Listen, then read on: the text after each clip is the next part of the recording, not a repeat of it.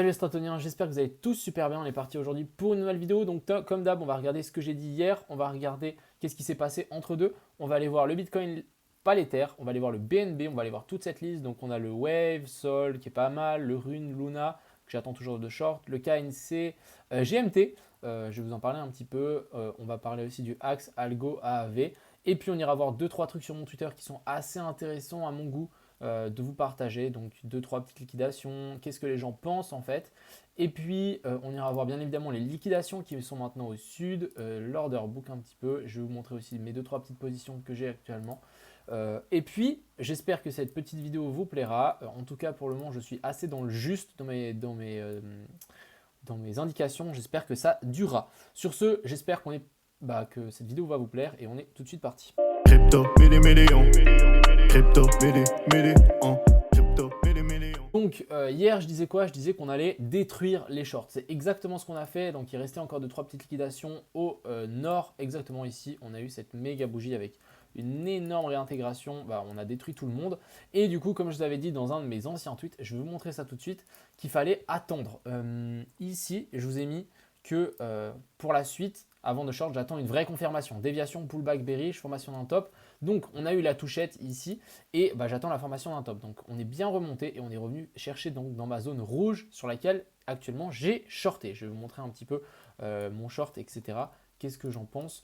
Mais pour le moment, j'ai shorté dans cette zone rouge comme indiqué et pour moi, c'est un potentiel top. Avec toutes les liquidations qui se retrouvent au sud, je vous montre ici, on a énormément de liquidations et toutes les liquidations sont au sud. Donc la prochaine route à aller, à mon avis, c'est de venir chercher tout ça.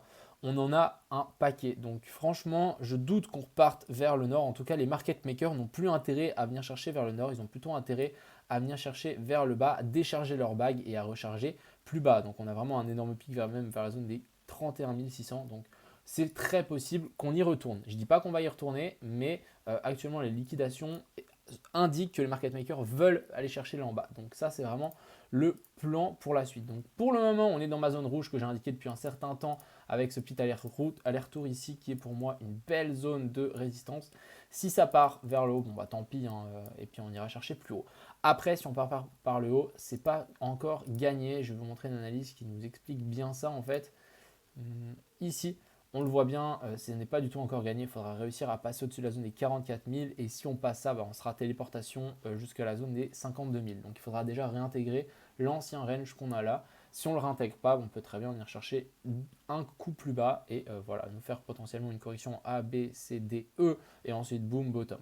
Donc, on va voir comment ça va se goupiller, mais pour le moment, plutôt bearish tout ça. Par la suite, je vais vous montrer donc ici, ça c'est mon short actuel. J'ai mis mon stop loss là au-dessus, mon TP ici parce qu'on a quand même un petit pic de liquidation à venir chercher juste vers la zone des 38 000. Actuellement, j'ai ça. Si, je vais vous montrer, on arrive à réintégrer donc le petit range qu'on a formé ici, je vous montre ça en 5 minutes. Donc ici, on a un petit range. Je ne sais pas si vous le voyez. Je vais déplacer ça ici. Mais en fait, en gros, ici, toute cette zone, on a un petit range qui s'est formé juste en dessous. Donc la borne haute ici et ici, on avait la borne basse. On a eu une cassure vers le haut. Maintenant, ce que je voudrais bien, c'est en fait une réintégration de celui-ci pour vraiment me dire, ok, on a réintégré, ça c'est une déviation, boum, je mets mon stop loss au-dessus de ce petit top ici. Et du coup, j'aurai un risque ratio bien mieux en fait que avoir mon stop loss là-haut. Bref, c'est la position que j'ai prise actuellement. Je l'ai prise avec Delta. J'ai celle-ci. J'en ai une autre position ici sur Bybit. Et puis il y a le lien dans la description. Donc petit short, on verra. Voilà, j'ai shorté le top ici. On verra si c'est vraiment le top, oui ou non. Donc voilà un petit peu pour ce Bitcoin. Je suis plutôt dans l'optique que ça redescende, mais on verra. On peut largement continuer à pousser vers le nord. Après, encore une fois, ça commence vraiment à ressembler, ça ressemble de plus en plus à ce qu'on est en train de faire. Je vous ai déjà dit 30 fois, mais je vous le redis, c'est ce qu'on a fait en 2018 et ça commence vraiment à faire peur. Voilà, vraiment un truc comme ça, on serait vraiment, pourquoi pas, dans cette mèche-là pour ensuite, après l'énorme crack. Donc on vient chercher tous les shorters et ensuite, vlam, on descend et on défonce tout le monde. Ça, c'est largement possible. Même chose ici, hein, lui, il nous a montré aussi qu'on avait un potentiel petite redescente vers la zone ici des 36 pour ensuite remonter. On peut faire plein de choses, hein, voilà, tac. Et ça, c'est le genre de beau move qu'on pourrait faire. En tout cas, ça m'étonnerait qu'on parte avec les liquidations qu'on a un petit peu plus bas. Voilà, lui, il dit vraiment qu'on va faire une petite descente vers le bas pour ensuite repartir. Je suis assez d'avis avec lui. En tout cas, j'ai short En tout cas, on verra comment ça se passe. Pareil, ici on a Alt Street Bet aussi qui dit que on attend une dernière baisse vers le bas, faire chercher vers la zone des 36. Assez d'accord avec lui et en validation au-dessus de la zone des 42 700. On verra. Actuellement, toujours en short. Et je voulais vous partager ceci. Donc ici, on a le BNB qui est face à cette trendline long terme sur lequel on va peut-être se faire repousser. On verra. Si on a une cassure, ça peut être assez intéressant de long le retest. Tant qu'on n'a pas de cassure, pas de confirmation. Encore une fois, étonnant qu'on n'ait pas venu chercher les petits stops qu'il y avait en dessous. Est-ce qu'on ne va pas continuer à faire une petite descente vers le bas? On verra comment ça se passe. On a le SP500 qui a bien rebondi aussi. On est peut-être en train de casser donc la trendline ici qui est plutôt moyen terme. Si on casse, on pourra pourquoi pas valider ce potentiel biseau. Je ne suis pas fan, mais pourquoi pas. On va essayer de voir du bullish là-dedans. Mais il va falloir quand même faire attention. On peut toujours chercher plus bas. Mais en tout cas, les restrictions ont l'air avec la Russie, ont l'air d'aller pour le moment. Il faudra faire quand même attention ce soir. On a la Fed qui va parler et qui risque de augmenter les taux d'intérêt. Donc ça peut très bien avoir des mauvaises conséquences sur le marché et donc aussi sur le Bitcoin. On verra comment ça se goupille. Je ne dis pas que les deux sont reliés, mais prudence, je ne longuerai pas ici sans plan, sans rien. Faites extrêmement attention à vous parce qu'on peut très bien se prendre une bougie rouge de l'enfer. Ensuite, passons sur les alts. Donc j'ai l'impression, c'est pas que moi, mais sur la plupart des alts, on a 2-3 petites patterns plutôt bullish. Et je trouvais ça super intéressant de vous partager, mais c'est quand même... Ça me rend le contexte en mode, le contraste en mode, ok, le Bitcoin est grave bearish, mais les alts sont plutôt bullish, ok, je sais pas quoi faire. Par exemple, ici on a le AAV, petit W, cassure ici de ce gros biseau. En prochaine zone du biseau, c'est venir chercher ce top-ci, voire ce top-là. Donc il y a quand même une belle hausse à venir chercher. Donc là, on a presque un 100% à venir chercher, c'est vraiment pas mal. Donc les alts plutôt bullish, on en a pas mal. On a le Algo qui est pareil. On est sur le point de casser ce petit biseau ici. Biseau un petit peu sportif, mais voilà, on est sur le point de le casser aussi, ça nous fait un retour vers la zone des presque des 1$. On a le Axe, même chose, donc lui il est aussi en train de nous faire ce petit biseau, tant qu'on n'a pas de cassure, pas de position. On a le BAT, comme je vous ai montré hier, est-ce que je vous ai montré hier? Non, j'ai partagé ça sur Twitter, on avait un joli bottom ici en Adam et Ève, on a fait un magnifique pump, maintenant moi j'attends le pullback, j'ai mis mes ordres d'achat juste par là au-dessus de ces anciens tops. On verra si je suis pris pour ensuite repartir vers le nord. Ce serait plutôt nice pour venir chercher la zone des 1. On a ici le BAT contre le BTC qui a bien topé. Donc pourquoi on a topé là? En fait, on est juste venu tester ce petit bottom ici. Donc ça, c'est assez intéressant. Et je me dis, ok, on peut peut-être redescendre beaucoup plus bas. Donc il faudra quand même se méfier par rapport à ça. On a ensuite le FTM, donc lui il a bien réintégré cette petite trendline et ça c'est plutôt un signal bullish ici pour le FTM. Donc en plus on est venu faire le petit retest ici, vous voyez, un petit retest même si on veut être un petit peu plus précis, prendre ce bottom-ci, tac, voilà, joli petit retest et là ça a pumpé. Donc ça c'est plutôt pas mal, si on veut pousser vers le nord, on a déjà quelque chose de plutôt intéressant ici. Ensuite, on a le GMT. Donc, le GMT, c'est pour le Move to Earn de Step In. Step In, pour les gens qui jouent. Personnellement, j'ai acheté 2 chaussures, donc je joue avec. Mais voilà, on est sur un potentiel top. Je vais vous montrer ça sur mon petit Twitter. Donc, lui, il nous a partagé une petite vague d'Elliott super intéressante. On aurait une potentielle 4 pour ensuite chercher une grosse 5 et ensuite redescendre beaucoup plus bas. Donc, actuellement, je ne shorterai pas forcément à ce moment-là, mais je me dis que pourquoi pas essayer de long sur les anciens tops. Donc, pourquoi pas essayer de long si on revient sur ces zones-là. Tac. On essaie de long juste avec un petit passage sous ce petit bottom ici. Ça peut être super intéressant. Donc moi, je ne pourrais pas mettre des petits ordres d'achat ici. Et ensuite décollage. Et ensuite, on revient chercher ce plus bas ici. Ça serait quelque chose de plutôt pas mal. Donc ici, le GMT, je vais surveiller. Pourquoi pas prendre un long. Je vous partagerai sur Twitter s'il y a un truc à prendre. Ensuite, ici, on a le ICP, même chose. On est toujours au bout ici de ce petit biseau. Regardez-moi ça comme ça, en train de se compresser. On va avoir une cassure vers le haut. Donc, on peut très bien décoller à partir de là. Mais c'est vrai qu'il y a un énorme potentiel, encore une fois, pour le ICP. Mais je suis encore extrêmement fébrile suite au Bitcoin. En fait, je ne le sens pas trop. On verra comment ça se passe. On a ici le KNC, magnifique. Magnifique. Il est bien, voilà, moi j'ai pris ça pour vous dire. J'attends un retest vers la... j'attends mon TP, il est juste là en dessous.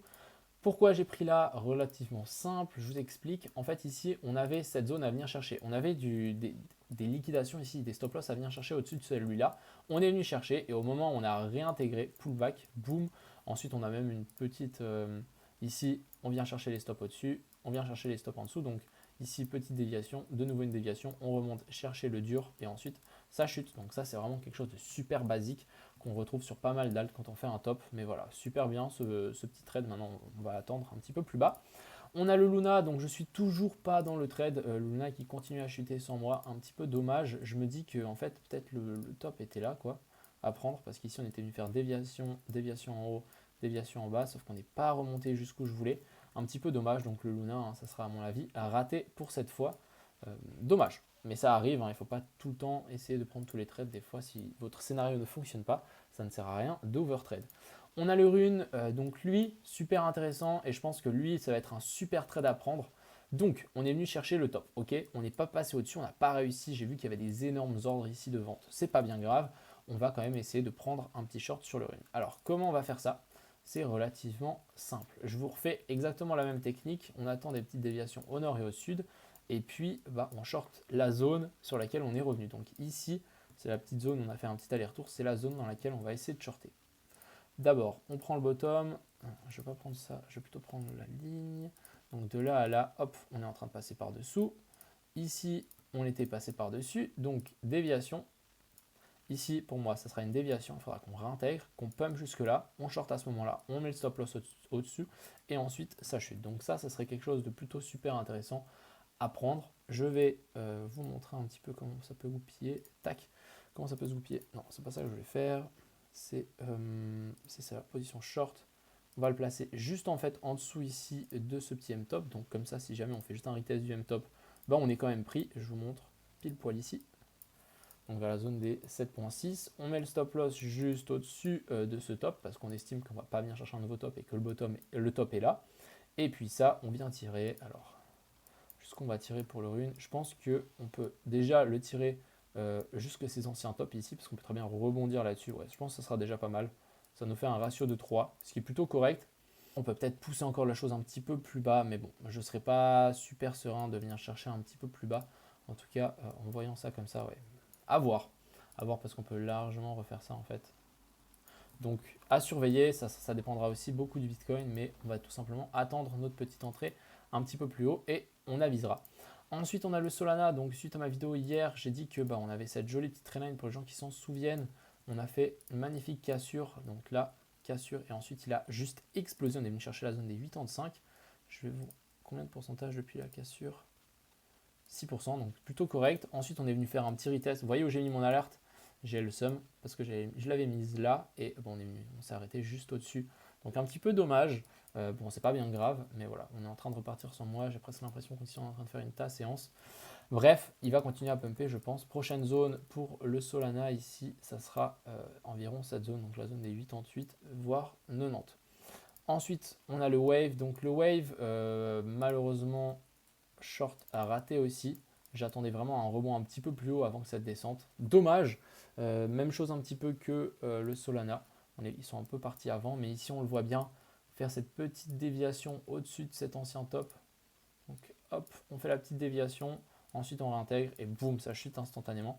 On verra si ça repart, mais si ça remonte, franchement, je serais plutôt fébrile de shorter parce que j'aurais voulu shorter ça et pas forcément une plus grosse pattern qui pourrait vraiment ressembler à une potentielle séance, et ça c'est pas trop mon cas. Après c'est vrai que le wave il peut largement descendre jusque là en bas, donc ça fait quand même un gros short à faire à suivre. Et ensuite ici on a le XTZ qui est aussi intéressant, mais il faut encore une fois se méfier du Bitcoin. On est en train de vraiment latéraliser sous cette petite trendline, potentiellement en train de faire un énorme W. Après latéralisation ici, est-ce que c'est une bonne chose?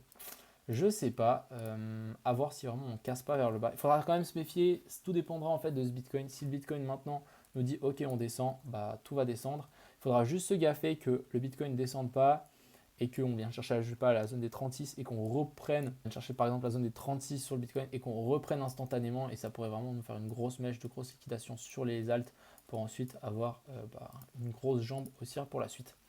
Donc voilà un petit peu ce bilan par rapport aux alts et puis par rapport au Bitcoin. Actuellement, on va patienter. J'espère que ma petite zone ici va tenir et qu'on va continuer à chuter. Je voudrais bien qu'on réintègre donc la zone ici des 40 500. Ici, on voit on avait buté une fois, deux fois. Ensuite, on a traversé. Maintenant, je ne voudrais pas qu'on fasse support. Je voudrais plutôt qu'on traverse et qu'on revienne faire ici un joli retest. Donc, vraiment faire, pourquoi pas, nous faire un petit doigt d'honneur ici. et pour ensuite descendre un petit peu plus bas. Enfin bref, j'espère que cette vidéo vous a plu. Faites attention à vous quand même. Ce soir, ça va peut-être avoir un petit peu de volatilité avec la Fed. Donc faites extrêmement attention. Et puis, je vous souhaite une agréable soirée. A plus!